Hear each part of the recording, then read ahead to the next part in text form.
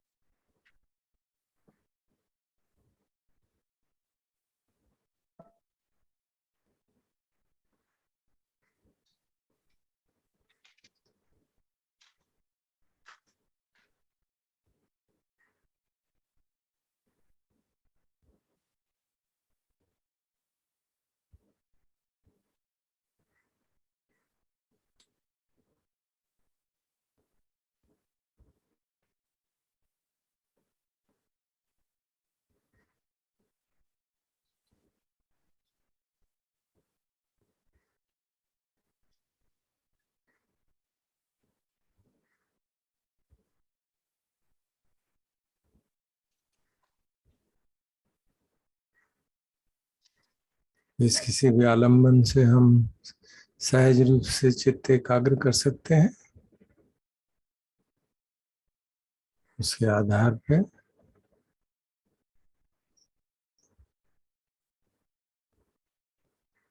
मन को समाहित करेंगे।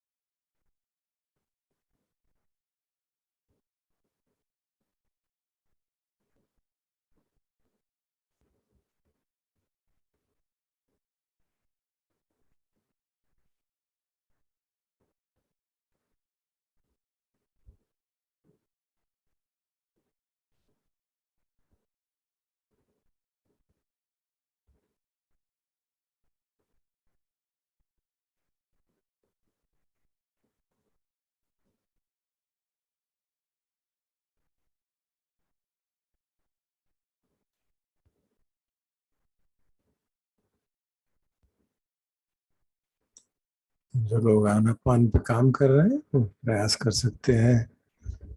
सम्मकाय पटिसंवेदी तस्य सामीति सिक्खति। सम्मकाय पटिसंवेदी तस्य सामीति सिक्खति। सांस को लेते हुए सारी काया को जानते हैं, और सांस बाहर जा रहा है तब भी काया में क्या हो रहा है इसको जानते हैं।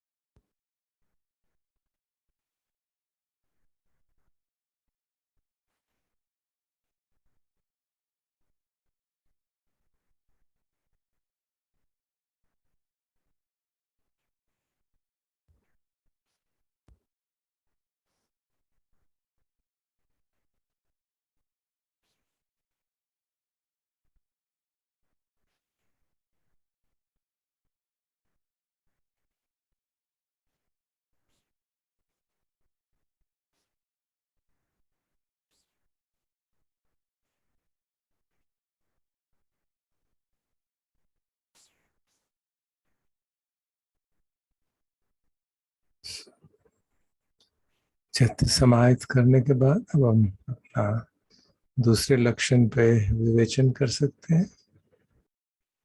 रूपं दुखं, थोड़ा हमने कल शुरू किया था।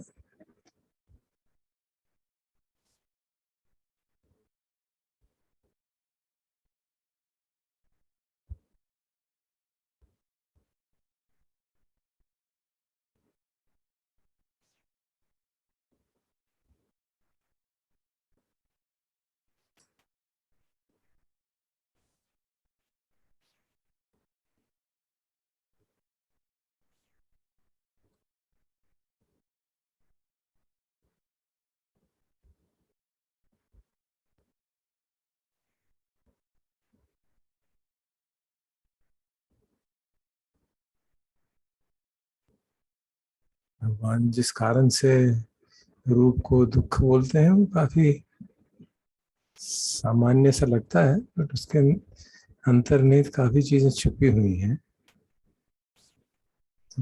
भिक्षुओं से पूछते हैं रूपं नित्यं वा अनित्यं वा, कहते हैं अनित्यं बनते, यम पन अनित्यं दुखं वा तं सुखं वाति दुखं बनते।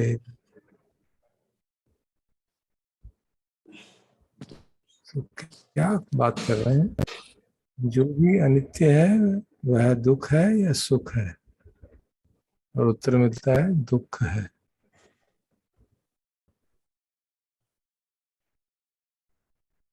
सामान्यतः शारीरिक पीड़ा को ही दुख माना जाता है। भगवान ने इस इन लाइनों में उसकी चर्चा नहीं की।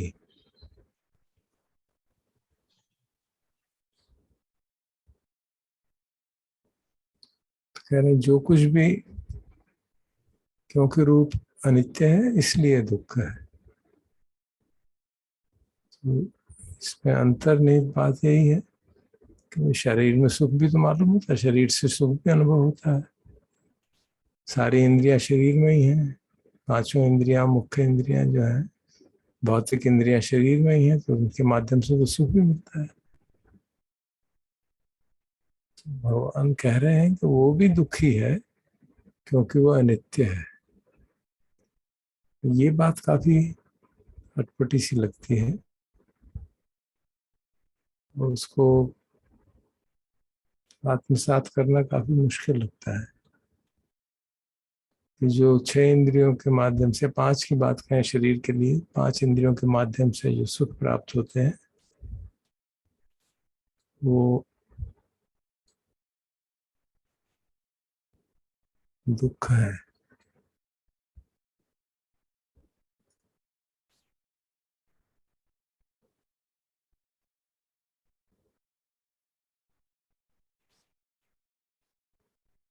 ऐसा क्यों कहा जा रहा है?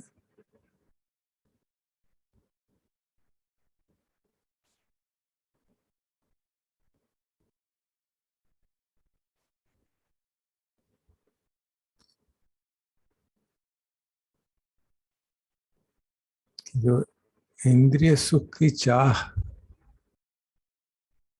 हमारे भीतर एक नैसर्गिक रूप से, एक सहज रूप से समाहित है,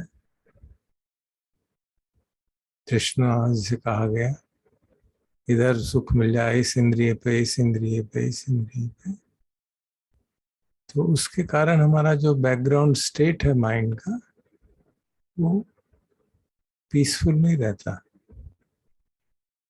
जितनी जितनी इंद्रिय सुख की चाहत रहती है उतना उतना मन का बैकग्राउंड स्टेट, एक default state is not peaceful. और जब वो सुख मिल जाता है थोड़ी देर के लिए, वो पीसफुल स्टेट जो आ जाती है, जो एसोसिएटेड है तृष्णा रहित मन से। इस प्रकार से हम ये बात समझ सकते हैं, शारीरिक सुख भी अनित्य है और दुख में परिवर्तित हो जाता है, इसलिए वह संतोषजनक नहीं है, इसलिए वो दुख है।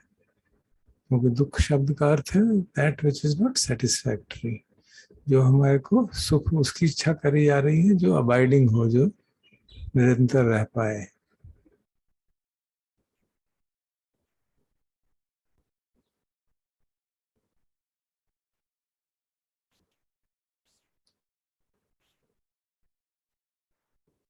क्योंकि शरीर से नित्य सुख नहीं मिल सकता, तो जो अनित्य सुख है उसका स्वरूप बदलता है तो दुख ही आता है, और वो शरीर की अनित्यता के साथ जुड़ा हुआ है। इसीलिए हमारी चैंटिंग हम रोज करते हैं, जाति भी दुखा, जरा भी दुखा, मरणम अपि दुखम, व्याधि भी दुख।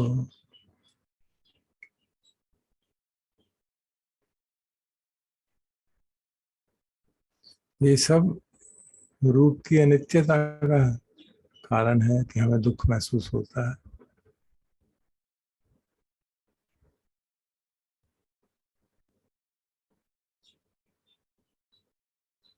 जाति का दुख तो हमें शायद याद नहीं है,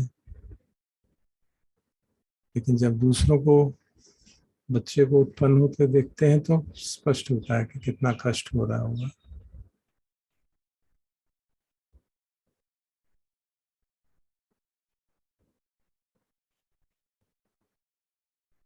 और जरा भी दुखा तो अनुभव में आता ही है। हमारी उम्र में आते आते तो महसूस होने ही लगता अपने आप ही।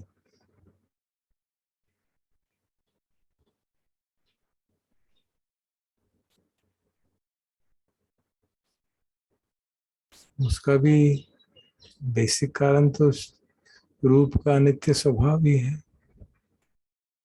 तो इसीलिए कहा अनिश्चित दुख संज्ञा, अनित्यता के कारण दुख है।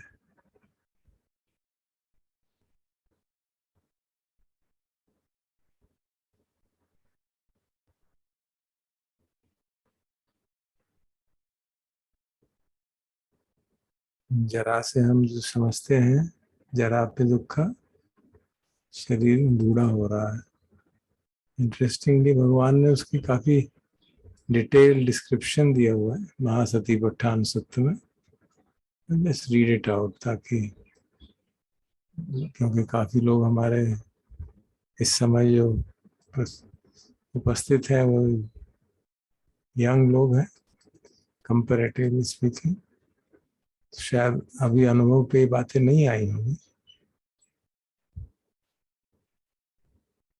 तो महासती पठान में भगवान जो है, जरा क्या है उसका डिस्क्रिप्शन ऐसे देते हैं, जरा जीर्णता, खंदिचम, पालिचम, वलित्थचा, आयुनो संहानि, इंद्रियानि परिपाको।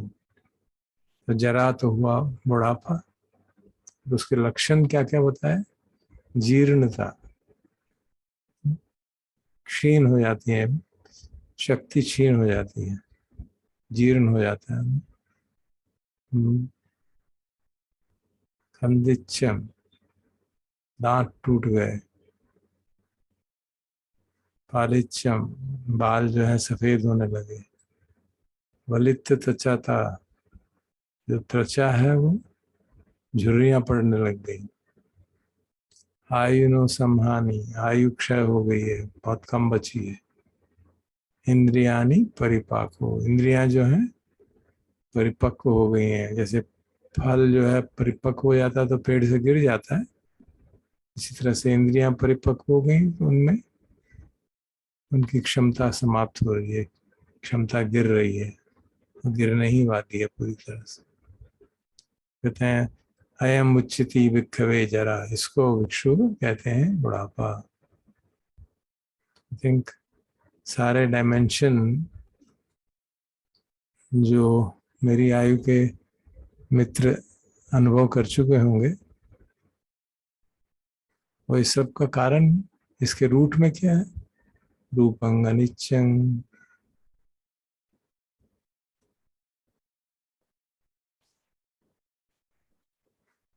जो युवक हैं, युवतियां हैं, परिवार में अवश्य कुछ वृद्ध होंगे, माता पिता, दादा दादी, नाना नानी. Just observe them to get an idea of Jara Vidukha. In your mind's eye, you can recollect them and see what does Jara Vidukha entail.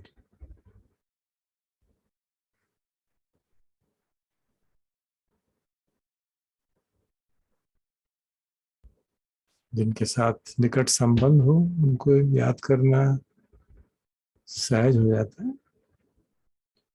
थोड़ी देर देखें जरा पे दुखा का क्या तात्पर्य है.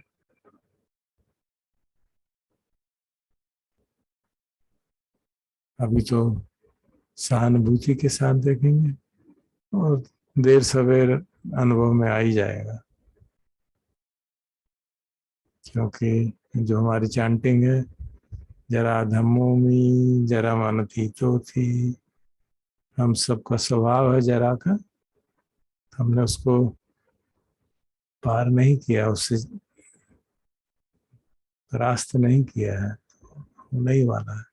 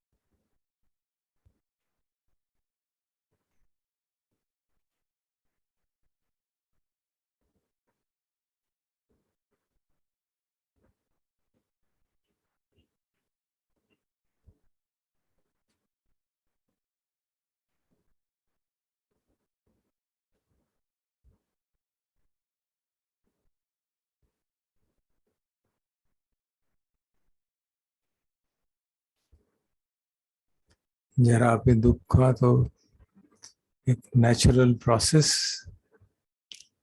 होगी ही। दूसरा एलिमेंट है शरीर का जो चेंज होता है, व्याधि पे दुख हो,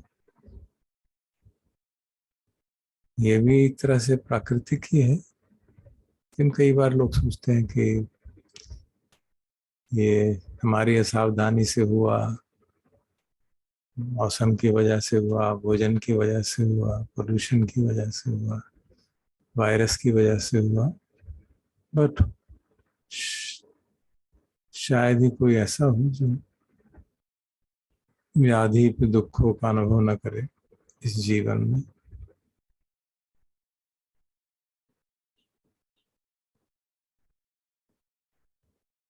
इसकी चर्चा हमने पिछले वर्ष आदि नव संज्ञा के रूप में की थी।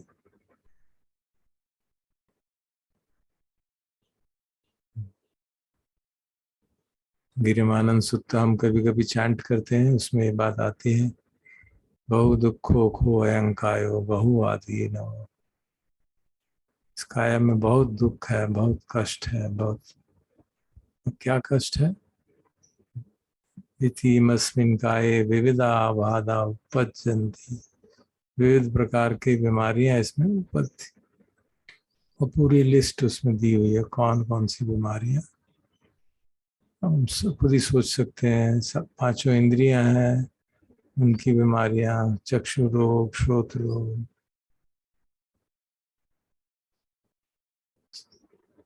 कान रोग, जिह्वा रोग एक्सेट्रा। फिर प्रोमिनेंट डिजीज, और इस समय तो हजारों की तादाद में हमें मालूम है किस किस तरह की बीमारियां होती हैं।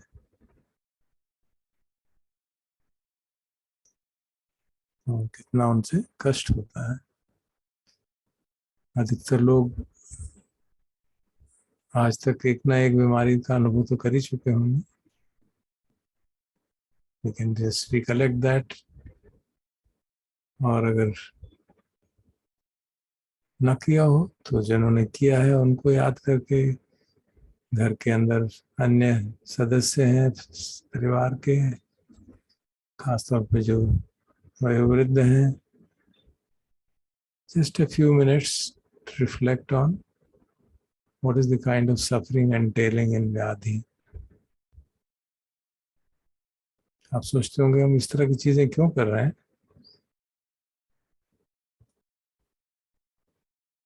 इसलिए कर रहे हैं कि दुख संज्ञा बहुत महत्वपूर्ण है। भगवान या बोधिसत्व ने महल क्यों छोड़े अपने? दुख संज्ञा जागने के कारण। और हमारा सारा प्रयास क्या है? इस दुख मुक्ति का प्रयास।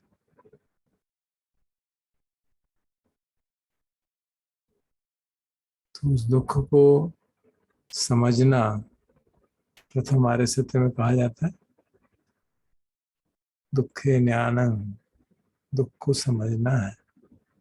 तो अनुभव के आधार पे जिस जिसकी चीजें हमें अनुभव आती हैं डायरेक्टली, उसको तो अपने अनुभव से देखते हैं, जो नहीं आई हैं दूसरों के अनुभव से समझते हैं, ताकि मन में धर्म संवेग जागे, दुख से निकलने के प्रति एक स्ट्रांग छंद जागे कि हाँ इस दुख से निकलना चाहिए।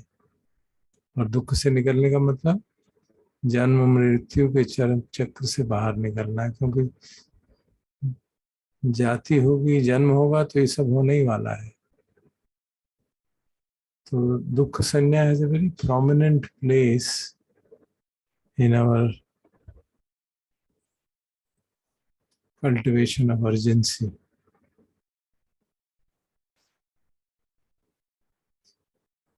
उसके कई उदाहरण हम जानते हैं, कई बार चर्चा हो चुकी है कि धर्म समय इतना जागता है जैसे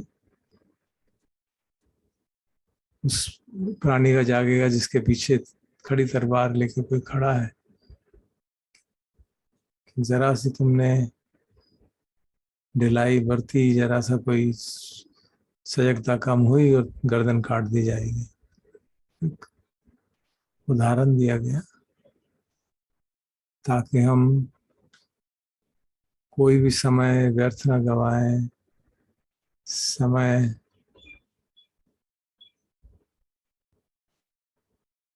सदुपयोग करें, सजग रहें, प्रज्ञावान रहें, ताकि जो मार की तलवार हमारे सिर पर लटकी हुई है हमेशा, अंततः उससे, उस तलवार के चक्र से बाहर आ जाए। सारी साधना का उद्देश्य दुख मुक्ति ही है, और जब तक हम दुख को गहन रूप से अनुभव नहीं करेंगे, उससे मुक्ति की आवश्यकता उतनी स्ट्रांग नहीं लगती। जब कभी यदा कदा बहुत बीमार हो गए तो सोचते हैं डॉक्टर मुक्त कर देगा दुख से, टेम्परेरी हो गया। लेकिन जो शब्द वर्णन भगवान करते हैं, याद रखो कितने जन्म तुमने ले चुके हो और कितने और लोगे, अगर मुक्ति के स्रोत में न पड़े, तो उसको याद करके और दुख संज्ञा को याद करके सचमुच में मन में धर्म संवेग जागता है। निरंतरता से सजग रहने के प्रति, निरंतरता से समय का सदुपयोग करने के प्रति, अपनी प्रायोरिटीज को चेंज करने के प्रति भय लगता है अपना समय व्यर्थ करने में, व्यर्थ की बातें करने में।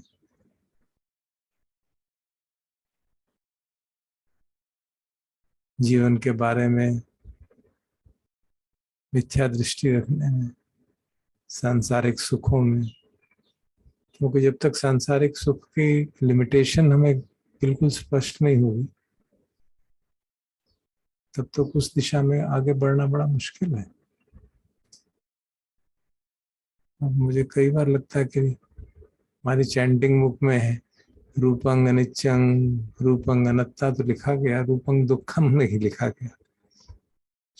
तो इसलिए हम लोग यहाँ पे इसको थोड़ा गहराई से चिंतन करते हैं थोड़ी देर।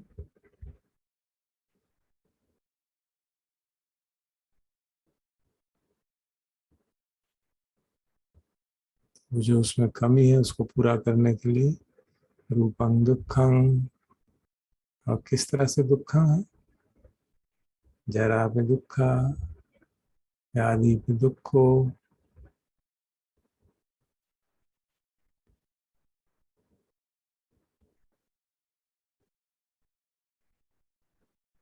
मैं अपनी बात कहूँ तो मेरे शायद शरीर के अंगों में, कई अंगों में किसी न किसी प्रकार का कोट अनकोट एबनॉर्मेलिटी है। So we are cognizant of that fact. And all this has happened in a short period, last 10 years.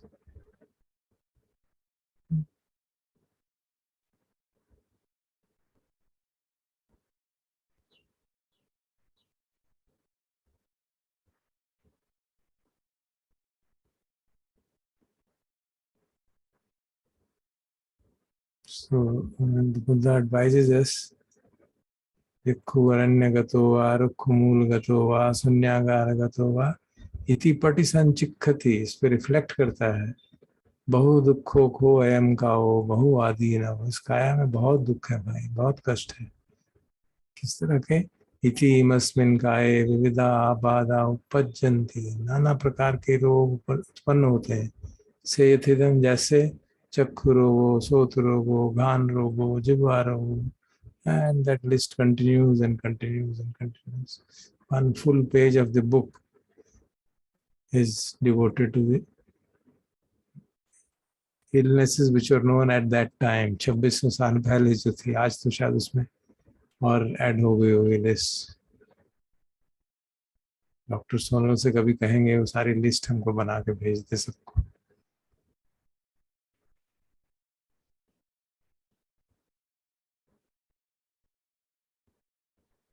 So this is not to create a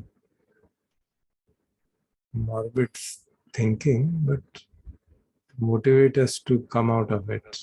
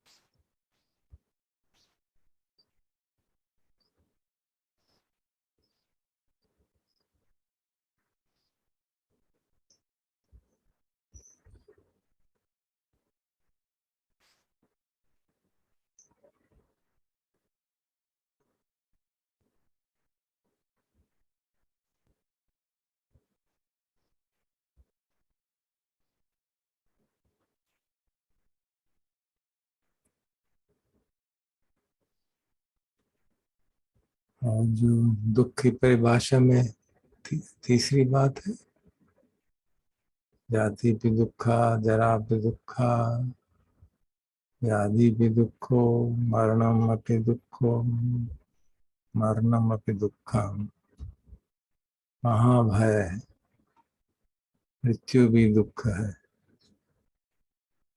That is the ultimate impermanence of the body is destroyed.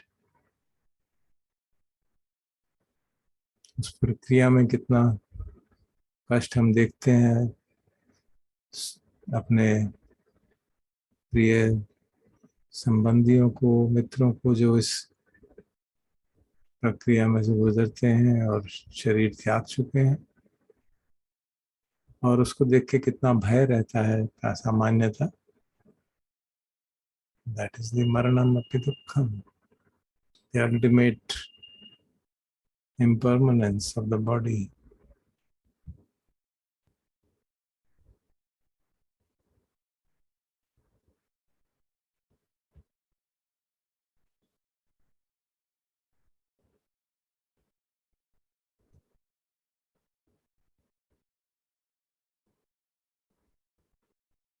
बार 12 में कहा जाता है मरना तो निश्चित है, जीवन अनिश्चित है. हमारी चैंटिंग में हम करते हैं चैंट, ये शरीर सड़े हुए लकड़ी के लट्ठे की तरह नीचे पड़ा रहेगा.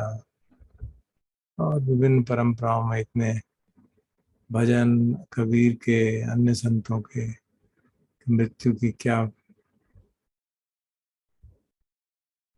शरीर की क्या परिणति होती है मृत्यु में. मृत्यु तो शरीर की होती है.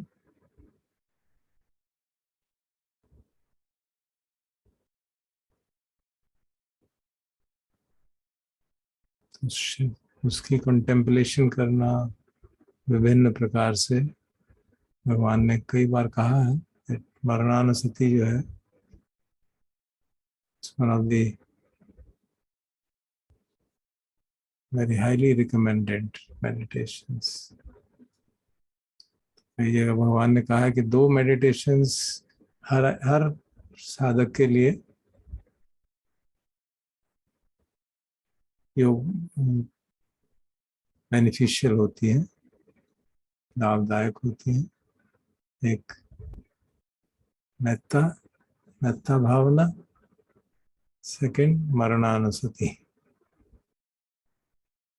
कई साधक जो वैसे अशुभ साधना अशुभ भावना वगैरह है, उनको सजेस्ट किया जाता है for certain kind of categories of people. करुणा भावना तभी होगी जब कोई दुखी होगा. बट कहा भगवान ने कि these 2 meditations, Metta Bhavna and मरणानुसति, should be universally practiced by all. And there are many places where the Lord says practicing Marananasati properly leads to liberation.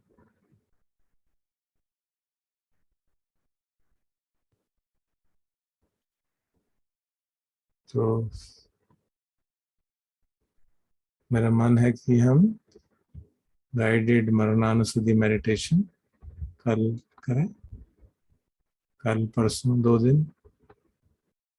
Get into full details of various dimensions of Marananasati meditation. भगवान ने उसके बारे में क्या कहा है, मैंने एक डॉक्यूमेंट बनाया था, I can share that with you. So let us practice that so as to really remove that fear of death, जो बहुत भारी एक दुख का कारण बना रहता है. ऐसा नहीं कि निरंतर हम उसकी चिंता करते रहते हैं, क्योंकि हम भूल ही जाते हैं. जो चीज कभी भी हो सकती है और अभी हो सकती है, उसको हम भूल के रहते हैं ना. That's the greatest wonder which we find in the Mahabharat. Yudhishthir के जो यक्ष प्रश्न हम सब ने स्कूल में पढ़े होंगे, कॉलेज में पढ़े होंगे. What is the greatest wonder of the world? That people are dying all around us and we think we will not die. We never think that we will also die someday. And many people think कि इस तरह की बातें करना तो उचित नहीं है, तो नेगेटिव थिंकिंग है. So I'm sure we don't think so. So we'll spend 2 days on guided Marananasati meditation tomorrow and day after.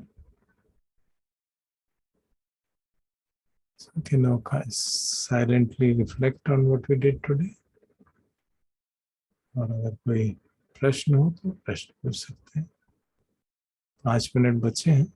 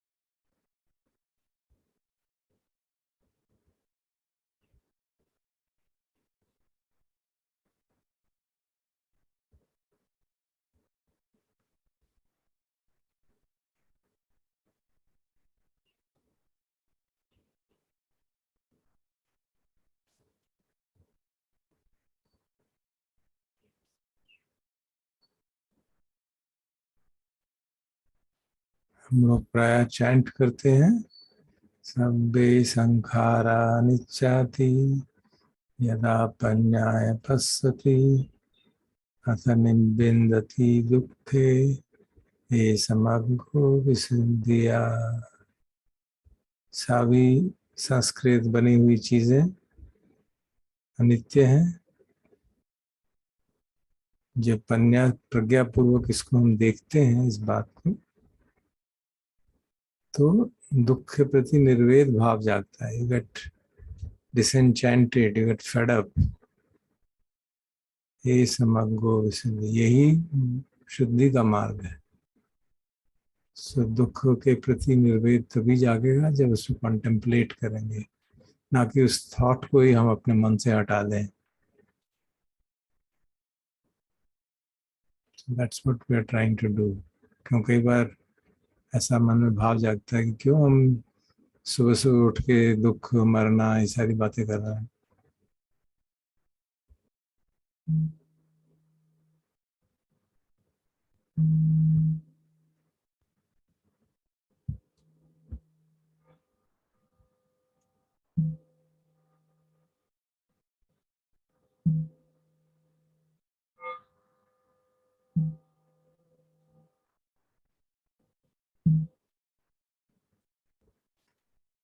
सो आज दिन भर जहाँ कहीं किसी वृद्ध से सामना हो जाए, उनसे मिलना हो, किसी बीमार से,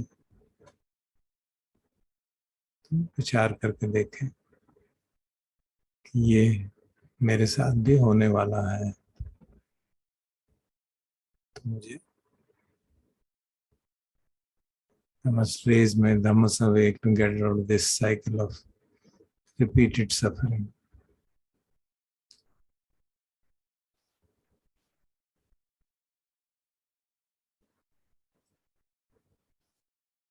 Thank you. Thank you very much. So we can now hand over to